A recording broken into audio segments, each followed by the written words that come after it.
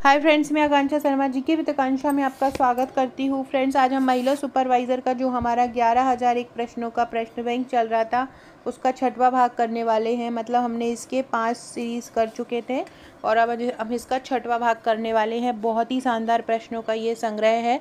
100% selection वाली ये series है। इससे आपका सिलेक्शन 100% हुआ, क्योंकि इसमें ना सारे टॉपिक कवर हैं। जितनी भी चारों यूनिट है ना, चारों यूनिट को हम इसमें कवर करते हुए चल रहे हैं। जिसमें आपको न्यूट्रिशन भी कवर होगा, बीमारी हुए, स्वास्थ्य योजनाएं हुई, रोग हुआ, महिला बाल विकास योजनाएं हुई, या बाल विकास हुआ, या प्रबंधन हुआ, सारा कुछ इसमें हम कवर करेंगे। तो चलिए स्टार्ट करते हैं। पहले के वीडियो नहीं देखे हैं तो जस्ट नीचे आप प्लेलिस्ट में डिस्क्रिप्शन बॉक्स में जाएंगे तो प्लेलिस्ट मिल जाएगी आपको 11,001 प्रश्नों का प्रश्न बैंक नाम से। वहाँ पर आपको इसके L1, L2, L3, L4, L5 मिल जाएंगे। चलिए स्टार्ट करते हैं। देखो, 247 क्वेश्चन हमारे हो चुके थे और आज हम 248 से स्टार्ट करेंगे। तो देखो, सबसे पहला है जो संचार में अगर विचार होते हैं तो या संचार के जो विचार होते हैं, मतलब हमने अपनी बात, संचार मतलब क्या होता है, अपनी चीज़ों को, अपनी बातों को, अपने पदार्थों को, अपनी वस्तुओं को किसी को भी दूसरे तक पहुंचाना। मतलब एक व्यक्ति से दूसरे व्यक्ति तक चीज़ों को पहुंचाना क्या कहलाता है? संचार कहलाता है। तो संचार में विचार सृजन जो होता है, विचार सृजन घटक को स्रोत कहा जाता है। स्रोत कैसे कहा जाएगा? मतलब अगर मैं आपसे बात कर रही हूँ, मैं आपको अपनी बात पहुँचा रही हूँ, तो मैं स्रोत कहलाऊँगी। क्यों? क्योंकि मैं अपनी विचारों को, अपनी भावनाओं को आप तक पहुँचा रही हूँ। तो मैं क्या कहलाऊँगी? स्रोत कहलाऊँगी। तो संचार में जो विचार सृजन होता है, विचारों का सृजन होता है, या अपनी बात अपनी बात एक से दूसरे को पहुँचाई जाती है, उसको क्या बोलते हैं? उसको स्रोत बोलते हैं। दूसरा है आकस्मिकता मॉडल का सोपान किसने दिया? आकस्मिकता मॉडल का सिद्धांत फिडलर ने दिया। ये नेतृत्व का आकस्मिकता मॉडल है। वेरी वेरी इंपॉर्टेंट, लिख लो, ये एक शिफ्ट में क्वेश्चन आना ही है। नेतृत्व का आकस्मिकता सिद्धांत किसने दिया? तो नेतृत्व का आकस्मिकता सिद्धांत फिडलर ने दिया। याद रखिएगा, नेतृत्व का आकस्मिकता सिद्धांत, क्या बोल रहे हैं?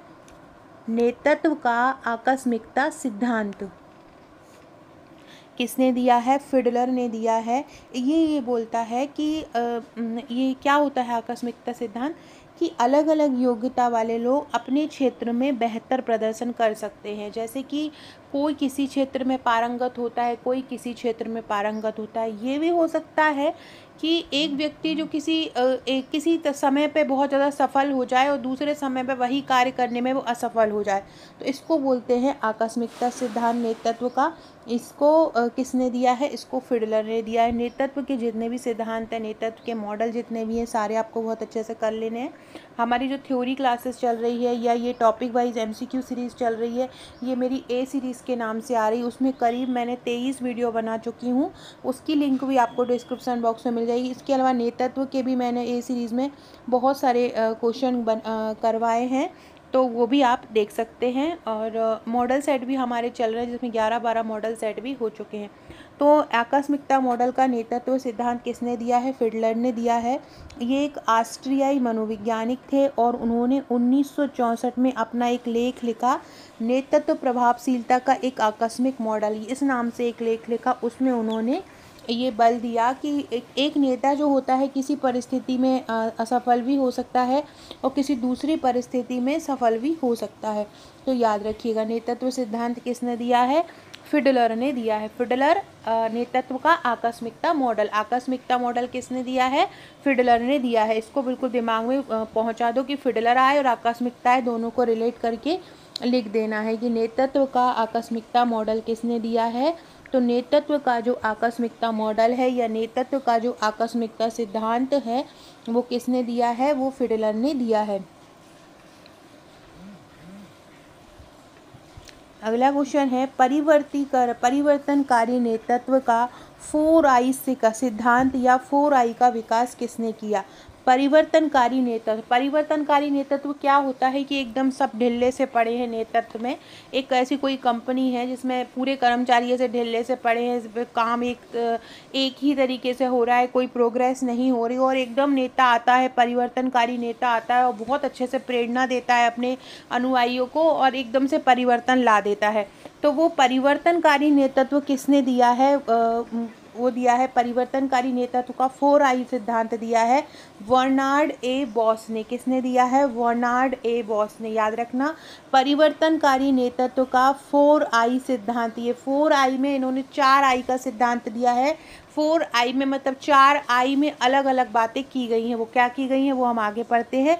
अभी आप ये ध्यान रखो कि परिवर्तनकारी नेता का जो 4I सिद्धांत दिया है या 4I का विकास किसने किया है? बर्नार्ड ने।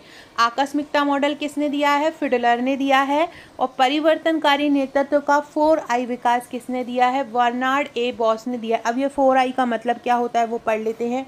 पहली I का मतलब होता है इंटेलेक्चुअल स्टिमुलेशन, अपनी बुद्धि से दूसरे को प्रेरित करना। दूसरा होता है इंडिविजुअल कंसिडरेशन, पहले खुद में भी संतुष्ट हो जाना चाहिए। इंस्पिरेशनल मोटिवेशनल, मतलब खुद दूसरों को भी मोटिवेशन करो, खुद भी इंस्पायर हो, खुद भी ऐसे बनो कि दूसरा तुमसे इंस्पायर हो। और आइडियलाइज इन्फ्लुएंस, और एक अच्छा सा एक आदर्श व्यक्तित्व दूसरों पर छोड़ो। तो इस प्रकार बर्नार्ड ए बॉस ने 4I का विकास किया। इस 4I में उन्होंने बताया है कि किस तरह से आप अपने अनुयायियों को प्रभावित कर सकते हैं। आप एक अनुयायियों में अपना एक अलग मॉडल प्रूव कर सकते हैं, अपना एक आदर्श प्रस्तुत कर सकते हैं, है ना। तो परिवर्तनकारी नेतृत्व का 4I मॉडल का विकास किसने किया है? बर्नार्ड ए बॉस ने किया है। Very very important. परिवर्तनकारी नेतृत्व का 4I का विकास किसने किया है? बर्नार्ड ए बॉस ने किया है। इसमें पहली I का मतलब होता है इंटेलेक्चुअल स्टिमुलेशन, दूसरी का होता है इंडिविजुअल कंसिडरेशन, तीसरे का होता है इंस्पिरेशनल मोटिवेशन, और चौथा क्या होता है? Idealise influence. तो अगला क्वेश्चन है, बोगार्ड ने अप्रत्यक्ष नेता के 5 सिद्धांत प्रतिपादित किए हैं। Very very important. क्या पूछेंगे कि सबसे पहले ये भी पूछ सकते हैं कि बोगार्ड ने किस नेता के 5 सिद्धांत दिए हैं? तो बोगार्ड ने अप्रत्यक्ष नेता के 5 सिद्धांत दिए हैं। तो डायरेक्टली आपको मतलब आपका नेतृत्व नहीं करता है, आपको डील नहीं करता, इनडायरेक्टली वो किसी दूसरे द्वारा आपको नेतृत्व करवाता है, उसको अप्रत्यक्ष नेता बोलते हैं। तो बोगार्ड ने अप्रत्यक्ष नेता के 5 सिद्धांत प्रतिपादित किए हैं। आपसे पूछेंगे कि किसने अप्रत्यक्ष नेता के 5 सिद्धांत दिए हैं? तो बोगार्ड्स ने अप्रत्यक्ष नेता के 5 सिद्धांत दिए हैं। इसमें बताया गया है कि यह परोक्ष रूप से समूह पर अपने प्रभाव का उपयोग करता है। परोक्ष मतलब मैं एक टीम की लीडर हूँ, लेकिन मेरे पास पूरे अधिकार नहीं है, मेरा एक अलग बॉस होगा जो मुझे डील करेगा कि तुमको ऐसे ऐसे करना है। तो वो जो परोक्ष होगा वो वही होगा जो मेरा बॉस होगा जो मुझे डील करेगा। तो मैं जो वो वहाँ से ऊपर से अपने अनुयायियों को नेतृत्व करेगा, किसी दूसरे के द्वारा करवाएगा, खुद डायरेक्टली नहीं करेगा। वो अप्रत्यक्ष नेता होता है जो समूह पर परोक्ष रूप से प्रभाव डालता है। एक होता है प्रत्यक्ष, मतलब डायरेक्ट, मैं आपको पढ़ा रही हूँ, मैं आपको डांट रही हूँ तो मैं डायरेक्ट कर रही हूँ। मैं किसी दूसरे टीचर को हायर करके आपसे उनसे डटवाऊंगी आपको, तो वो परोक्ष रूप से हो जाएगा। तो बोगार्ड्स ने है ना अप्रत्यक्ष नेता के 5 सिद्धांत प्रतिपादित किए हैं।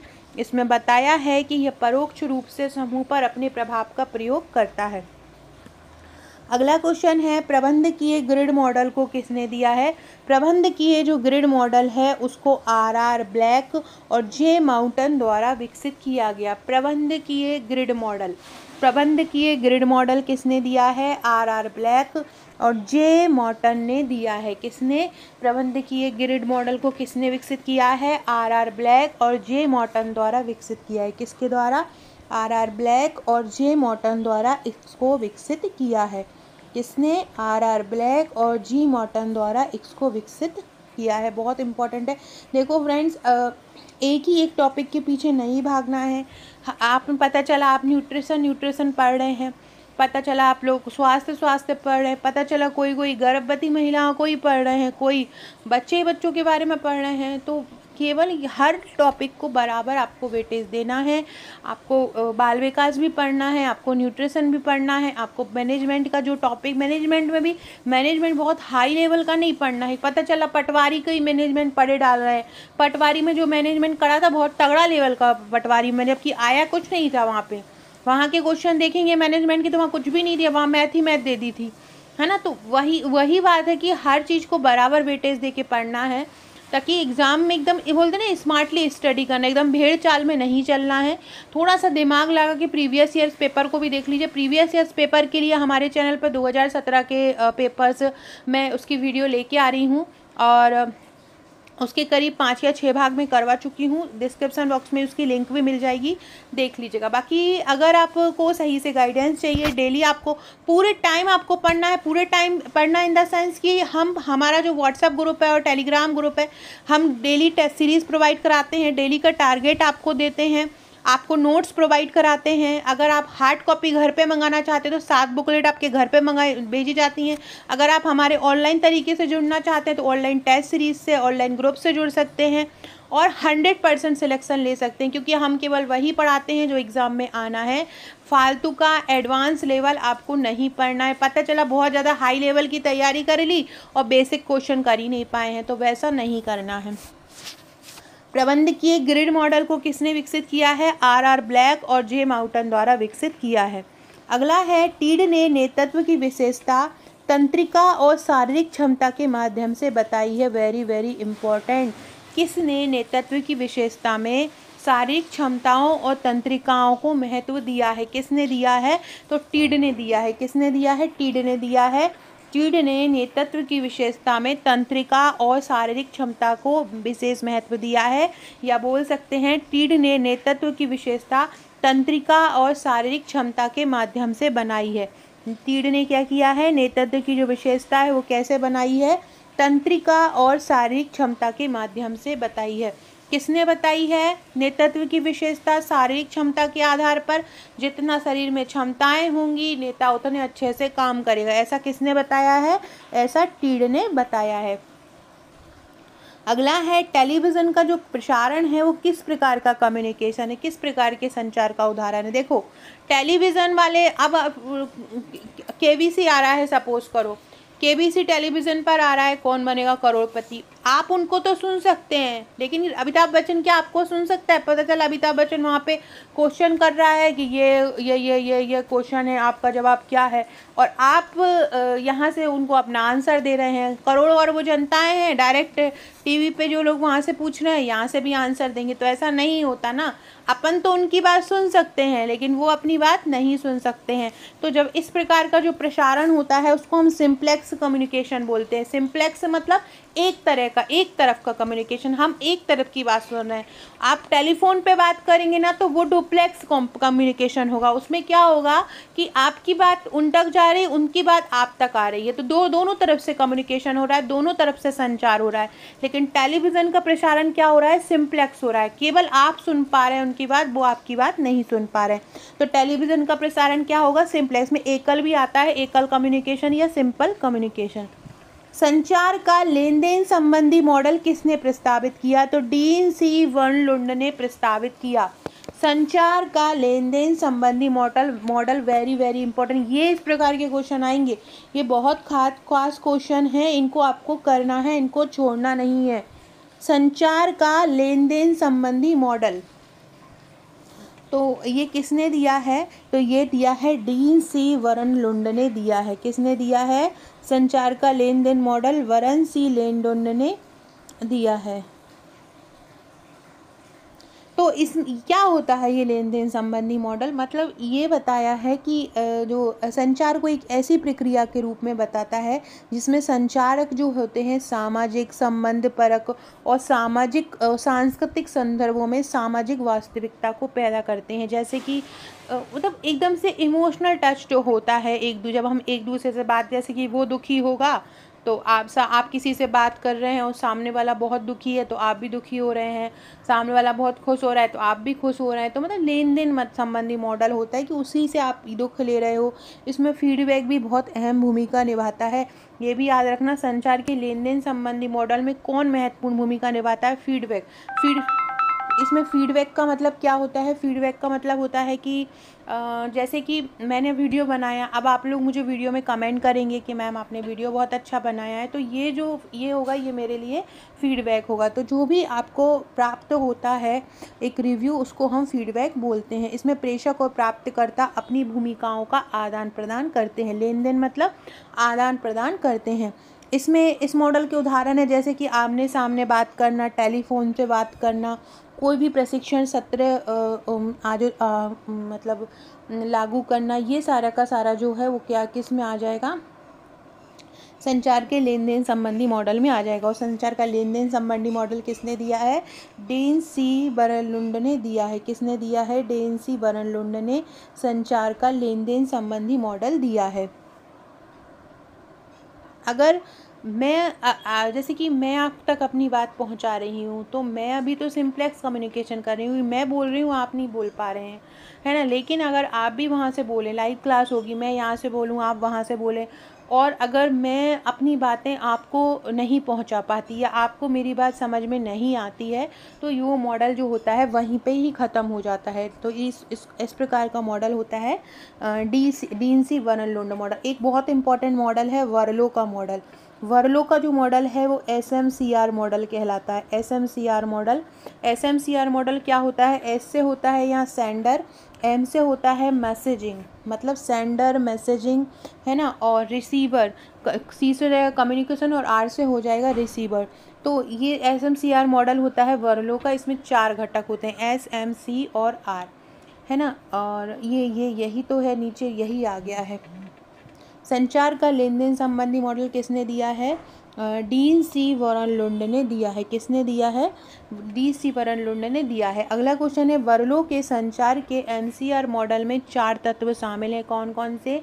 एक S से हो जाएगा सेंडर, M से हो जाएगा मैसेज, S से सेंडर, M से मैसेज, C से चैनल और R से रिसीवर। ये 4 तत्व होते हैं वर्लो के संचार मॉडल में। वर्लो के संचार मॉडल को क्या बोलते हैं? SMCR मॉडल भी बोलते हैं। मतलब क्या क्या?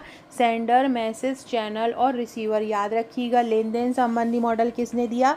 डीन सी बर्नलुंड ने दिया। आकस्मिकता मॉडल किसने दिया? फिडलर ने दिया।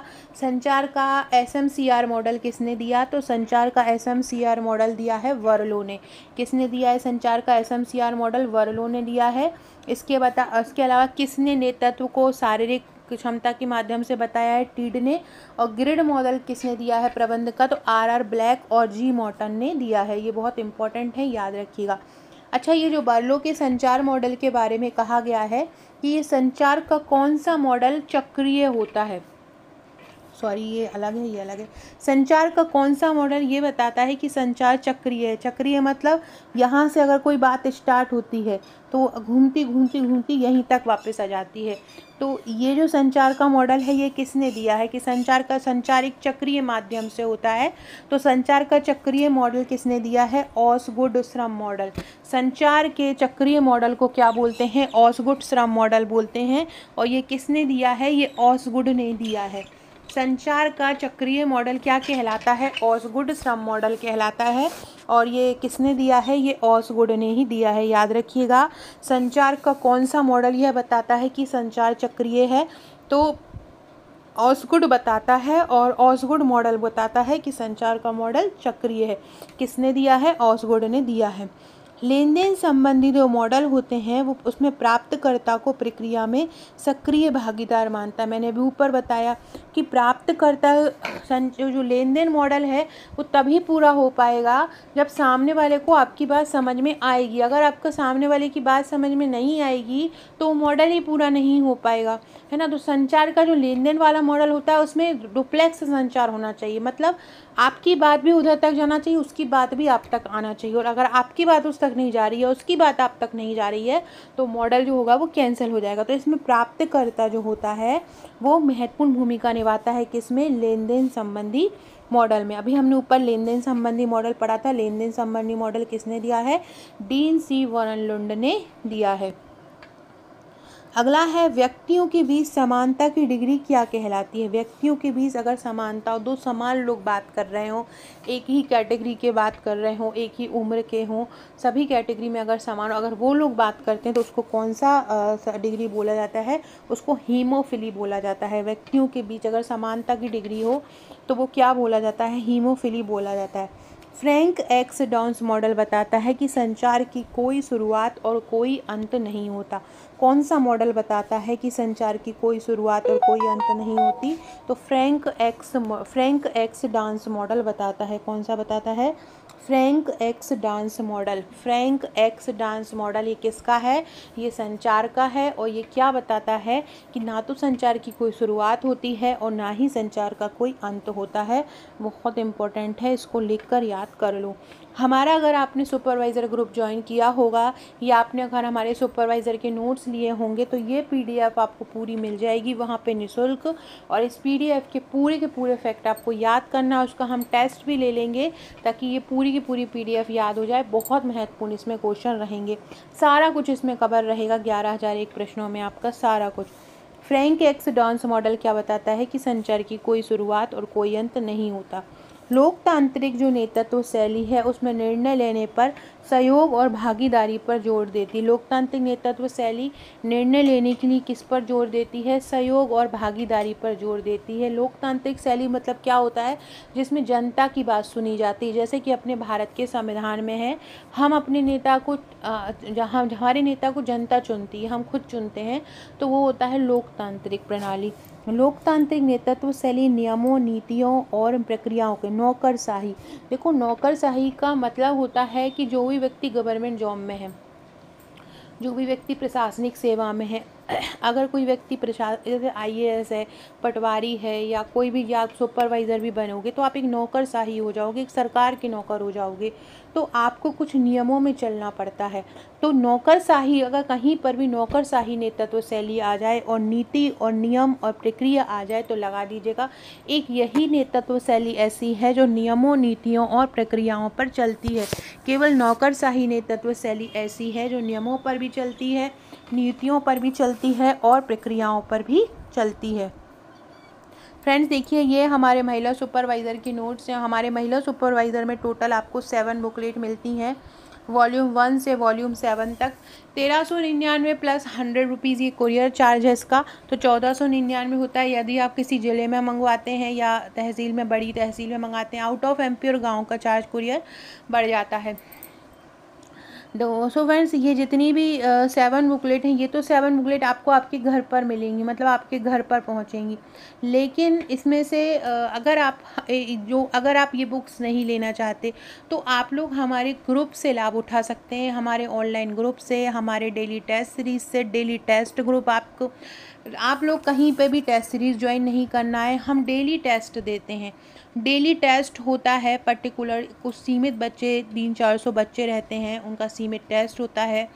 और डेली टॉपिक दिया जाता है, चाहे वो आईसीएमआर रिपोर्ट हो, चाहे अधिनियम हो, चाहे प्रबंधन हो, चाहे अधिनियम की धाराएं हो, चाहे विकास हो, चाहे बाल विकास हो। अगर कोई टॉपिक कठिन है और याद नहीं होता है तो हम उसको ट्रिक द्वारा याद कराते हैं। पूरी आईसीएमआर रिपोर्ट हम ट्रिक द्वारा याद करा रहे हैं। मतलब एक पूरा का पूरा एक ऑनलाइन पैकेज है 100% सिलेक्शन का। हमारे जो स्टूडेंट हैं वो 100% सिलेक्शन लेंगे, क्योंकि हम बहुत शानदार, हम गारंटी से बोलते हैं कि अगर आपने हमारे नोट्स पढ़ लिए हैं, हम जो ग्रुप में दे रहे हैं वो कर लिया है, तो आपका कोई सिलेक्शन से आपको नहीं रोक पाएगा। हमारी सारी पीडीएफ वीडियोस की भी उसी ग्रुप में जाती हैं। तो अगर आप केवल ग्रुप लेना चाहते हैं तो ग्रुप भी आप परचेज़ कर सकते हैं। ग्रुप का चार्ज 799 है। और अगर आप हमारी हार्ड कॉपी भी लेना चाहते हैं और ग्रुप भी लेना चाहते हैं तो उसका चार्ज 1499 है। 1499 में आपको ये 7 बुकलेट, ये महिला प्रैक्टिस पर्यवेक्षक का प्रैक्टिस सेट भी आपको मिलेगा, साथ में 7 बुकलेट के साथ एक वन लाइनर की बुकलेट भी मिलेगी, 1000 वन लाइनर की, और साथ में 5 थ्योरी की बुकलेट मिलेंगी जो कि यूनिट वाइज बनाई गई हैं। इसके अलावा जो 799 वाला पैकेज, उसमें डेली टेस्ट आपको मिलेंगे। डेली रात को 10 बजे टेस्ट होते हैं। उस टेस्ट के लिए डेली आपको PDF दी जाती है, आपको अलग से नहीं पढ़ना, हम खुद PDF बनाकर आपको देते हैं कि आपको भाई यही पढ़ना है, और PDF अपने आप में संपूर्ण होती है। हमारे जो स्टूडेंट हैं पूरी ICMR रिपोर्ट लगभग कर चुके हैं, सारे तत्वों की मात्रा, प्रत्येक व्यक्ति को कितनी कितनी मात्रा लेना चाहिए जीवन की हर अवस्था में, चाहे आयोडीन हो, चाहे जिंक हो, चाहे सेलेनियम हो, कोई भी पदार्थ हो। ICMR रिपोर्ट 2024 जो कि एडवांस लेवल की बनाई गई है, उसमें एक जो दाल होती है उससे कितना कार्बोहाइड्रेट मिलता है, कितना प्रोटीन मिलता है, कितना रेसेस मिलते हैं, ये सारा हमने कवर कराया है। इसके अलावा हम जितने भी अधिनियम हैं, उनकी जितनी भी धाराएँ हैं, उनको ट्रिक द्वारा करवा रहे हैं, उनके जितने अध्याय हैं उनको ट्रिक द्वारा करवा रहे हैं। तो ये सारा कुछ हम हमारे ग्रुप में करवा रहे हैं। तो अगर आप नोट्स नहीं ले सकते हैं, 1499 पे नहीं कर सकते हैं, तो आप हमारे 799 वाला सॉफ्ट कॉपी का पैकेज ले लीजिए। बुक्स हैं जिस प्रकार से आपको ये बुक्स मिलती हैं जो आपके घर पे पहुंचती हैं।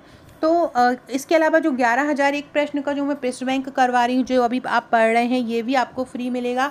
हार्ड कॉपी में 7 बुक्स मिलेंगी, थ्योरी प्लस MCQ की। इसके अलावा जो ग्रुप जो है हमारा 24 घंटे एक्टिव रहता है। दिन भर वहाँ पे क्वेश्चन हम भेजते हैं, दिन भर हमारे बच्चों की तैयारी होती है, वो दिन भर प्रैक्टिस करते हैं। हम दिन भर एक पहले थ्योरी भेजते हैं, कोई टॉपिक हमने भेज दिया है जनरली, और फिर हम उसकी MCQ कराते हैं। एक बार मैं आपको एक एग्जाम्पल बता देती हूँ ग्रुप में ले जाकर। देखिए फ्रेंड्स, जैसे कि हम ये सुपरवाइज़र तैयारी ग्रुप में चले गए हैं ना, तो देखिए ये मैंने आपको ये करवाया, ये मैंने जो क्वेश्चन लिख के दिया है अभी, कि जो अंतःपेशीय जो टीका होता है, मतलब इंट्रामस्कुलर जो टीका होता है, वो कितने डिग्री पर लगता है, 90 डिग्री पर लगता है। अब फिर मैंने इसका यही MCQ करा लिया कि IM टीके को कितने डिग्री पर लगाया जाता है। तो देखिए ये 70 बच्चों ने ये आंसर दिया है। तो ये हमारा इस प्रकार से, देखिए ये हेपेटाइटिस का टीका कहाँ पे लगाया जाता है, IM मतलब इंट्रामस्कुलर पे लगाया जाता है, ID इंट्राडर्मल पे लगाया जाता है, या SC सबक्यूटेनस पे लगाया जाता है, राष्ट्रीय महिला आयोग की स्थापना कब हुई, इस प्रकार से क्वेश्चन दे दिए जाते हैं। और फिर MCQ इसको करवाया जाता है, जैसे DV सीखने का आधार किसको मानते थे, ज्ञानेंद्रियों को मानते थे, आत्मा को, ये क्रिया, ये तो दिन भर का है। इसके अलावा हमारा जो डेली टेस्ट होता है, वो टेस्ट के लिए हमारे लिए हम अलग से PDF देते हैं। देखो ये जो B सीरीज़ चल रही है, B19, B28, ये जो सीरीज़ चल रही है, ये हमारी उन्हीं के लिए है जो केवल हमारा ग्रुप ज्वाइन करते हैं। ये देख सकते हैं आप, ये PDF B27 है, ये B28 है, ये B29 है, ये टेस्ट की PDF है। डेली रात को टेस्ट होते हैं। ये B25 ICMR रिपोर्ट 2, ये इस प्रकार से जो है PDF दी जाती हैं। इसके अलावा कुछ सरल तरीके से क्वेश्चन ही बना के दिए जाते हैं इस प्रकार से, जिससे कि क्वेश्चन जो होता है वो याद हो पाए आपको बहुत सरल तरीके से। जैसे टीकाकरण कोई सारणी है तो वो सरल तरीके से दिया जाता है। देखिए ये विटामिन C की मात्रा याद करवाइए, किस किस व्यक्ति को कितना विटामिन C लेना चाहिए, सामान्य पुरुष को कितना लेना चाहिए, महिलाओं को कितना लेना चाहिए। तो इस प्रकार का हमारा रहता है। बाकी रात को 10 बजे जो टेस्ट ग्रुप मिलता है टेलीग्राम पर, आपके टेस्ट होते हैं डेली 40 से 50 क्वेश्चन का, कभी कभी 60 क्वेश्चन का भी टेस्ट होता है एक टॉपिक से। जैसे आज का जो टॉपिक है वो कार्बोहाइड्रेट का पाचन, कार्बोहाइड्रेट के प्रकार, कार्बोहाइड्रेट की कमी से होने वाले जो मेजर रोग हैं जैसे कि पोम्पे रोग है, इस प्रकार के जो क्वेश्चन है वो करवाए जाएंगे। तो अगर आप 100% सिलेक्शन चाहते हैं, अभी भी आप इधर उधर भटक रहे हैं, तो आज ही आप हमारा सब्सक्रिप्शन ले सकते हैं। मुझे इस नंबर पर व्हाट्सएप करके हार्ड कॉपी मंगाना चाहते हैं तो हार्ड कॉपी मंगाकर ग्रुप से जुड़ जाइए, अकेले ग्रुप से जुड़ना है तो अकेले ग्रुप से जुड़ जाइए। किसी भी प्रकार की समस्या के लिए इस नंबर पर व्हाट्सएप कर दीजिएगा। तो हमने क्या पढ़ा था अभी कि नौकरशाही जो नेतृत्व शैली है, नौकरशाही मतलब कोई भी व्यक्ति किसी भी जॉब में है तो वो नियमों के अंतर्गत ही काम करेगा, प्रक्रियाओं के अंतर्गत ही काम करेगा। तो वो जो नेतृत्व शैली होती है वो नौकरशाही नेतृत्व शैली होती है। अगला है वृत्ताकार संचार में इनकोडर डिकोडर बन जाता है जब प्रतिक्रिया होती है। आपसे पूछेंगे कि जब वृत्ताकार संचार होता है, अभी मैंने आपको बताया, किसने ये बताया है कि संचार की जो प्रक्रिया है वो चक्रीय है, किसने बताया है है? ऑसगुड ने बताया है, याद रखना। ऑसगुड ने बताया है कि संचार की प्रक्रिया क्या होती है? चक्रीय होती है। वृत्ताकार संचार में इनकोडर डिकोडर कब बन जाता है? जब प्रतिक्रिया, आपसे पूछेंगे कि वृत्ताकार जो संचार होता है उसमें इनकोडर जो है वो डिकोडर किस स्थिति में बन जाता है? तो तब बन जाता है जब क्या होती है? प्रतिक्रिया होती है। मौखिक संचार में ब्रेकडाउन का वर्णन किस रूप में करते हैं? मौखिक संचार में ब्रेकडाउन का जो वर्णन है वो एंट्रोपी के रूप में किया जाता है। मौखिक संचार में ब्रेकडाउन का वर्णन किस रूप में किया जाता है? तो एंट्रोपी के रूप में किया जाता है। राष्ट्रीय महिला कोष की स्थापना कब हुई थी? राष्ट्रीय महिला कोष की स्थापना 1993 में हुई थी। और ये किस पंचवर्षीय योजना में की गई थी? 8वीं पंचवर्षीय योजना में। उस समय कौन सी पंचवर्षीय योजना चल रही थी? 92 से 97 में 8वीं पंचवर्षीय योजना चल रही थी। तो राष्ट्रीय महिला कोष की स्थापना कब हुई? 8वीं पंचवर्षीय योजना में राष्ट्रीय महिला कोष की स्थापना हुई। 8वीं पंचवर्षीय योजना कब आई? 1992 से 1997 में आई। 8वीं पंचवर्षीय योजना कब आई थी? 1992 से 1997 में 8वीं पंचवर्षीय योजना आई। कब आई 8वीं पंचवर्षीय योजना? 1992 से 1997 में आई। और 97 से 2002 में कौन सी आई? 9वीं पंचवर्षीय योजना आई। इसी दौरान एलजी संकेतात्मक नियोजन आया। संकेतात्मक नियोजन क्या होता है? मतलब एलजी क्या होती है?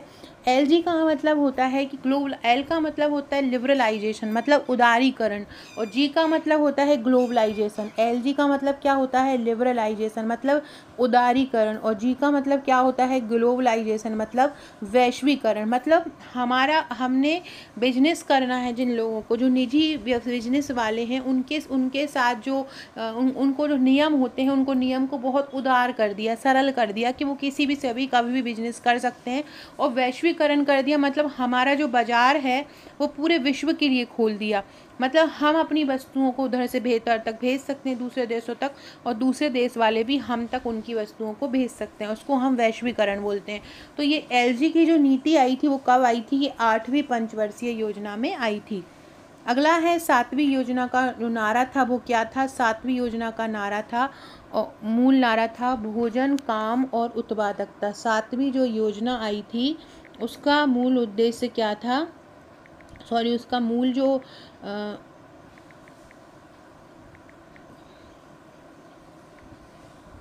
एक सेकेंड,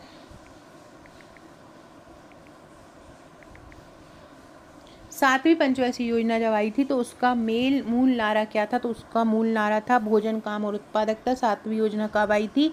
1985 से 1990 में आई थी। उसके बाद 1991 और 1992 में 2 साल का एक रोलिंग प्लान, मतलब बिना योजना का चलाया गया था, बिना पंचवर्षीय योजना का। तीसरी के बाद चलाया था, 5वीं के बाद, और 7वीं के बाद, तीसरी के बाद 3 साल का, 5वीं के बाद 2 साल का, और 7वीं योजना के बाद भी 200 साल का गैप दिया। मतलब टोटल जो है अगर देखा जाए तो 7 साल का गैप पंचवर्षीय योजनाओं में दिया गया है। 7वीं योजना का मूल नारा क्या था? भोजन, काम और उत्पादकता। 7वीं योजना कब आई थी? 1985 से 90 में आई थी। अब आप लोगों के लिए एक सवाल है कि जो दूसरी पंचवर्षीय योजना थी वो किस मॉडल पर आधारित थी? सभी लोग आता होगा, वैसे तो नहीं आता हो तो सभी लोग गूगल कीजिए कि दूसरी पंचवर्षीय योजना के मॉडल का नाम क्या था। दूसरी पंचवर्षीय योजना के मॉडल का नाम क्या था? सारे लोग कमेंट करके बताएंगे। पहली पंचवर्षीय योजना 51 से 55 में आई थी, दूसरी 56 से 61 में आई थी। आपको बताना है तो दूसरी पंचवर्षीय योजना जो आई थी तो उसका मॉडल कौन सा था? हर योजना का एक मॉडल था, जैसे कि पहली जो योजना थी उसका हेरोल्ड डॉमर मॉडल था। दूसरी पंचवर्षीय योजना का आपको मुझे कमेंट करके बताना है। अगला है 7वीं योजना कब आई थी? अभी मैंने बता दिया, 1985 से 1990 में आई थी। 7वीं योजना किस पर आधारित थी? तो 7वीं योजना प्रौद्योगिकी पर आधारित थी, टेक्नोलॉजी पर आधारित थी। 7वीं योजना किस पर आधारित थी? प्रौद्योगिकी पर आधारित थी। फ्रेंड, डिस्क्रिप्शन बॉक्स में आपको मेरे WhatsApp, Telegram, Facebook, Twitter, Insta का लिंक मिल जाएगा। अभी तक ज्वाइन नहीं किया है तो ज्वाइन कर लीजिएगा। इसके अलावा आकांक्षा 1957 ये मेरी इंस्टाग्राम ID है। अगर आपने मुझे इंस्टाग्राम पर फॉलो नहीं किया है तो इंस्टाग्राम पर भी मुझे फॉलो कीजिएगा। पब्लिक ग्रुप हमारा व्हाट्सएप का public Telegram group link description box में मिल जाएगी। हमारा व्हाट्सएप चैनल भी बना लिया है जीके विद आकांक्षा के नाम से, उसकी लिंक भी मिल जाएगी। कुछ महत्वपूर्ण वीडियो हैं उनको ज़रूर मिस मत कीजिएगा, जैसे कि घरेलू हिंसा अधिनियम हुआ, कुपोषण हुआ, शैशव अवस्था से संबंधित प्रश्न हुए। ये बहुत ही इंपॉर्टेंट क्वेश्चन है, इसकी लिंक मैंने डिस्क्रिप्शन बॉक्स में डाल दी है, उनको ज़रूर देख लीजिएगा। एल सीरीज़ के पूरे वीडियोस देख लीजिएगा जो अभी 11,001 प्रश्नों के हैं। तो सीरीज़ वाइज आप पढ़ते रहेंगे तो आपको बहुत सारे क्वेश्चन क्लियर होते जाएंगे। विभिन्न टीकों के बारे में भी आपको जानकारी इसकी प्रीवियस वीडियो में मिल जाएगी। मतलब ये 6वां भाग है 11,001 प्रश्नों का। इसके पुराने भागों में आपको और भी बहुत इंपॉर्टेंट क्वेश्चन मिल जाएंगे टीकाकरण के और टीकों के, बहुत ही इंपॉर्टेंट। अगला है राष्ट्रीय बागवानी मिशन कब आया था। तो राष्ट्रीय जो बागवानी मिशन आया था वो 10वीं पंचवर्षीय योजना में आया था। राष्ट्रीय बागवानी मिशन कब आया, 10वीं पंचवर्षीय योजना में आया था। और 10वीं पंचवर्षीय योजना कब से कब तक आई थी तो 10वीं जो पंचवर्षीय योजना आई थी वो 2002 से 2007 तक आई थी। 10वीं पंचवर्षीय योजना कब आई थी, 2002 से 2007 के बीच आई थी। तत्काल उस समय के जो प्रधानमंत्री थे जो अटल बिहारी वाजपेयी थे, उन्होंने इसको तैयार किया था। इसको एक आर्थिक विकास योजना भी बोला जाता है। 9वीं पंचवर्षीय योजना के समय भी अटल बिहारी वाजपेयी जी थे और 10वीं पंचवर्षीय योजना के समय भी अटल बिहारी वाजपेयी ही प्रधानमंत्री थे, ये भी याद रखिएगा। कब आई 10वीं पंचवर्षीय योजना, 2002 से 2007। राष्ट्रीय बागवानी मिशन कब आया, 10वीं पंचवर्षीय योजना में ही आया। भारत में नियोजन की शुरुआत, नियोजन मतलब होता है यही योजनाओं की शुरुआत। भारत में योजना की शुरुआत के बाद से किसी भी पंचवर्षीय योजना द्वारा कवर नहीं किए गए वर्षों की कुल संख्या क्या है।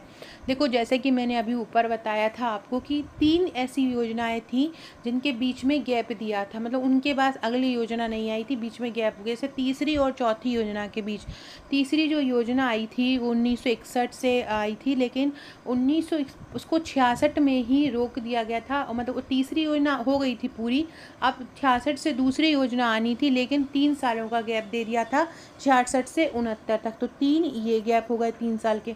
इसके बाद 5वीं योजना जो है 1978 में ख़त्म होनी थी, लेकिन 1977 में ही उसे ख़त्म कर दिया और 1978 से 80 का 2 साल का गैप दे दिया गया। इसी प्रकार से ही 7वीं पंचवर्षीय योजना जो है वो ख़त्म हो गई थी 1990 में ही। तो 1990 से दूसरी योजना आनी थी, 8वीं योजना लानी थी, लेकिन नहीं लेके आए और 1990 से 92 में गैप दे दिया। तो ये 2 दे दिया, ये 2 दे दिया और तीसरी पंचवर्षीय योजना में 3 साल का दे दिया। तो कितना हो गया, 3 2 5 और 2 7। तो टोटल पंचवर्षीय योजना में कितने का गैप दिया गया, 7 सालों का गैप दिया गया। अगला है प्रॉक्सेमिक्स क्या होता है। तो संचार में किसी भी स्थान का जो अध्ययन होता है उसको प्रॉक्सेमिक्स कहते हैं। प्रॉक्सेमिक्स क्या होता है, संचार में स्थान का अध्ययन प्रॉक्सेमिक्स कहलाता है। काइनेसिक्स किसने दिया है, काइनेसिक्स क्या होता है, काइनेसिक्स जो शब्द दिया है उसको रे बर्डविस्टेल ने दिया है। काइनेसिक्स शब्द किसने दिया है, रे बर्डविस्टेल ने दिया है। ये क्या बोलते हैं कि संचार के साधन के रूप में शरीर की गतिविधियों, हाव भाव, चेहरे के भाव का अध्ययन। काइनेसिक्स क्या होता है कि संचार को किस प्रकार, जैसे कि कुछ बोलो मत, केवल हाव भाव से ही अपनी बात दूसरे तक, जैसे कि हाँ करना है तो मुंडी हिला दो, मना करना है तो मना वाली मुंडी हिला दो, थंब देकर अपनी जवाब कर दो, अच्छा है एकदम हाथ से बता दो। तो इस प्रकार से हाव भाव द्वारा अपनी बात दूसरे तक पहुंचाना क्या कहलाता है, काइनेसिक्स कहलाता है। और काइनेसिक्स किसने दिया, रे बर्डविस्टेल ने दिया। अगला है एडिटर को क्या कहा जाता है। तो एडिटर को द्वारपाल कहा जाता है। एडिटर को क्या बोलते हैं, एडिटर द्वारपाल कहलाता है। जो भी एडिट करता है क्या कहलाता है, द्वारपाल। संचार में टोटल कितने तत्व होते हैं, संचार में टोटल 7 तत्व होते हैं। किस नेतृत्व शैली में विभाजित शक्ति होती है, जिसमें जनताओं को, लोगों को विभाजित कर दिया जाता है। तो लोकतांत्रिक नेतृत्व शैली में विभाजित शक्ति होती है। ये आपसे पूछेंगे किस प्रकार की शैली में विभाजन शक्ति या विभाजित शक्ति पाई जाती है। तो लोकतांत्रिक शैली में विभाजित शक्ति पाई जाती है। एक ट्रिपल ए लिसनिंग होता है। ट्रिपल ए लिसनिंग में ट्रिपल ए का मतलब क्या होता है। तो ट्रिपल ए में एक पहले ए का मतलब होता है, ये ट्रिपल ए होता है। लिसनिंग का एक ये महत्वपूर्ण सिंबल है। इसमें पहले ए का मतलब होता है एटीट्यूड, दूसरे ए का मतलब होता है अटेंशन और तीसरे ए का मतलब होता है एडजस्टमेंट। एटीट्यूड, अटेंशन और एडजस्टमेंट, ये ट्रिपल इस लिसनिंग में ट्रिपल ए का मतलब होता है। आकस्मिकता सिद्धांत 1960 में किसने दिया है? फिडलर ने दिया है। यह उन्हें अपनी नेतृत्व शैली को स्थिति के अनुसार करने को बताता है कि मतलब जैसी स्थिति हो वैसा खुद को ढाल लो, जैसी हर स्थिति में एक सा पेश नहीं आना है, उससे आप विफल हो जाओगे। हर स्थिति के अनुसार खुद को अलग अलग ढालना है, ये आकस्मिकता सिद्धांत कहता है। किसने दिया है? ये फिडलर ने दिया है। अगला है महान व्यक्ति सिद्धांत, किसने दिया है? महान व्यक्ति जो सिद्धांत है वो थॉमस कार्लाइल ने दिया है। किसने दिया है महान व्यक्ति सिद्धांत? महान व्यक्ति सिद्धांत थॉमस कार्लाइल ने दिया है। ये सारे जो सिद्धांत है हमारे ग्रुप मेंबर्स याद कर चुके हैं। इससे ज़्यादा भी सिद्धांत अलग अलग तो हम वहाँ पे टॉपिक वाइज कराते हैं। जैसे कि टॉपिक चल रहा है नेतृत्व का, तो नेतृत्व के जितने भी मॉडल होंगे वो एक साथ लिख के दे दिए जाएंगे और फिर उनका टेस्ट हो जाएगा। नेतृत्व के जितने भी सिद्धांत होंगे या संचार के जितने भी मॉडल होंगे, सामुदायिक गतिशीलता जिसको मोबिलाइजेशन बोलते हैं, उसके जितने भी, तो ये सारे एक साथ लिख दिए जाते हैं। एक बहुत सरल इजी लैंग्वेज में पीडीएफ बना दी जाती है और हमारे स्टूडेंट को दे दी जाती है और अगले दिन वो उसका टेस्ट दे देते हैं।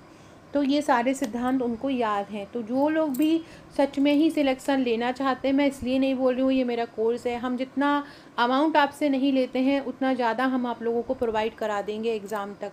आप 50 जगह देखेंगे, हर जगह पर अलग अलग चीज़ें मिलेंगी, लेकिन आप एक बार हमारा ग्रुप ज्वाइन करके देखिएगा। हम बहुत शानदार तैयारी ग्रुप के माध्यम से करवा रहे हैं। एक एक टॉपिक को बारीकी से देखकर क्या एग्ज़ाम में आ सकता है, सारा कुछ फैक्ट, और एकदम बर्डन नहीं दे रहे हैं, बहुत थोड़ा थोड़ा करके याद करवा रहे हैं।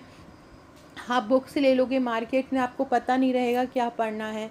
आप ज्वाइन करोगे तो आप सब लोगों के साथ एक ही तरह की वीडियो पढ़ोगे, लेकिन हमारे यहाँ ऐसा नहीं है।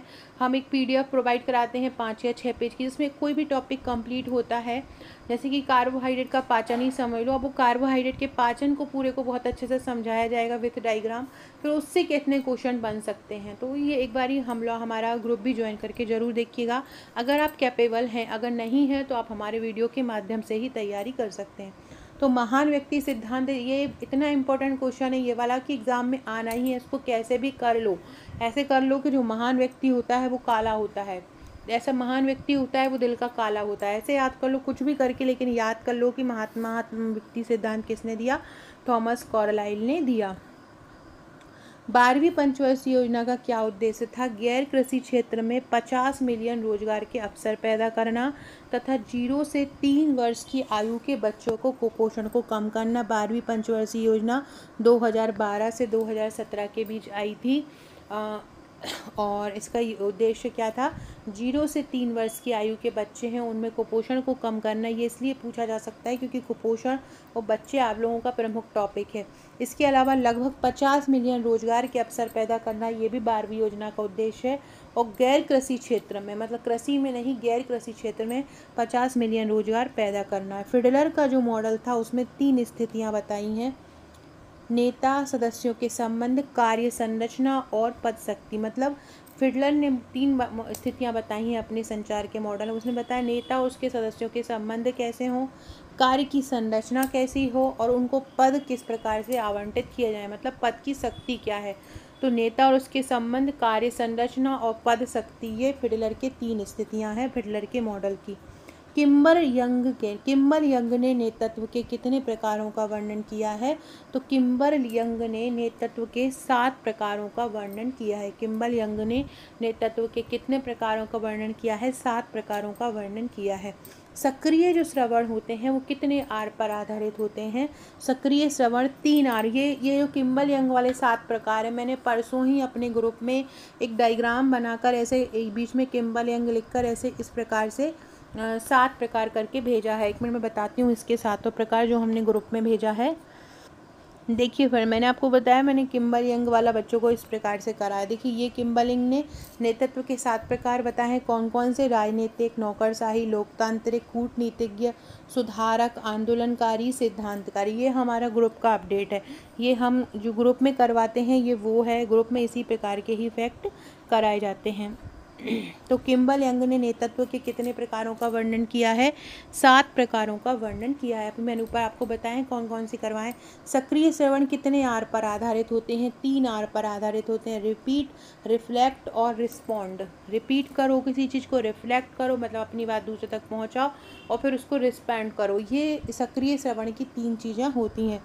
आत्म संप्रेषण को और क्या बोला जाता है? आत्म संप्रेषण को अंतः व्यक्तिक संप्रेषण बोला जाता है। सर्वोदय योजना की अवधारणा की वकालत किसने की थी? 1950 में जयप्रकाश नारायण ने की। सामाजिक न्याय और समानता के साथ विकास किस योजना पर आधारित था? 9वीं पंचवर्षीय योजना का विकास था। मरासमस रोग 6 महीने से 1 साल के बच्चों में कुपोषण के कारण होते हैं। इसका मेन कारण होता है प्रोटीन की कमी। मरासमस रोग प्रोटीन की कमी के कारण होता है। एक बार मेरी रिक्वेस्ट पर नीचे लिंक पे जाइएगा, वहाँ पर कुपोषण की वीडियो की एक लिंक मिल जाएगी, कमेंट बॉक्स में भी समझा डाल दूँगी, वो वीडियो ज़रूर देख लीजिएगा। उससे आपको पूरा कुपोषण, उसके मापक, उसका वर्गीकरण, गोमेज वर्गीकरण क्या होता है, वाटरलू वर्गीकरण क्या होता है, सारा कुछ आपको समझ में वहाँ पर आ जाएगा उस वीडियो से। जो लोग हमारे नोट्स नहीं ले सकते, ग्रुप नहीं ज्वाइन कर सकते, वो वीडियोस पूरी ज़रूर देख लीजिएगा अगर आप 100% सिलेक्शन चाहते हैं। बार बार यही बोलूँगी, बहुत ज़्यादा डीप में नहीं पढ़ना है, पर बेसिक को भी बहुत अच्छे से पढ़ लेना है। वीडियो अच्छी लगे तो लाइक शेयर सब्सक्राइब जरूर कीजिएगा। अगला वीडियो, इसका अगला पार्ट 292 क्वेश्चन से करेंगे। Okay friends, thank you.